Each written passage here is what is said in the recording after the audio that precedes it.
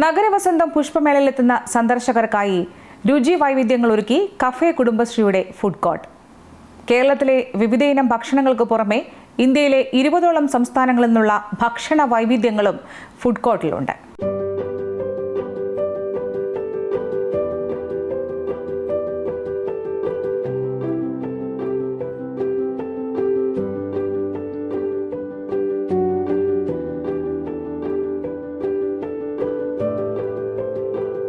സൂര്യകാന്തിയിലാണ് cafe കുടുംബശ്രീയുടെ നേതൃത്വത്തിൽ food festival സംഘടിപ്പിച്ചിരിക്കുന്നത്.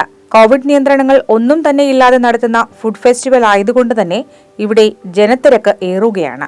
കുടുംബശ്രീ ഭക്ഷണം എന്ന് പറയുമ്പോൾ എല്ലാവരും വരും. മായം ചേർക്കാത്ത ഭക്ഷണം, അത് ഒരു അജിനമോട്ടൊരു സാധനം ഞങ്ങൾ ചേർക്കില്ല. നമ്മളെ ക്ലാസ് എടുത്ത ട്രെയിനിങ് 20 ദിവസം കഴിഞ്ഞ് കിട്ടിയ ക്ലാസ് അത് ഞങ്ങൾക്ക്. അപ്പോൾ അതനുസരിച്ച് ഞങ്ങൾ ഇവിടെ പെരുമാറുന്നുണ്ട്. പിന്നെ ജനങ്ങളോട് ഞങ്ങൾ നല്ല പെരുമാറ്റത്തിലാണ് നിൽക്കുന്നത്. പിന്നെ മാഡം സാറേ എന്നൊക്കെ വിളിക്കില്ല.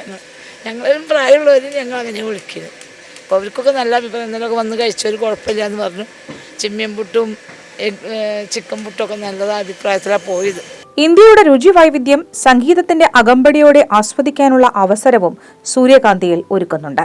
ഇന്നു മുതൽ സൂര്യകാന്തിയിലെ സ്റ്റേജിൽ പ്രമുഖ ഗായകർ പാട്ടുമായെത്തും. രാത്രി 9 മണി മുതലാണ് സംഗീത നിശ ആരംഭിക്കുക. ക്യാമറാമാൻ സുമേഷിനോടൊപ്പം അശ്വനി പുഷ്പാങ്കദൻ, യോഗനാഥം ന്യൂസ്, തിരുവനന്തപുരം.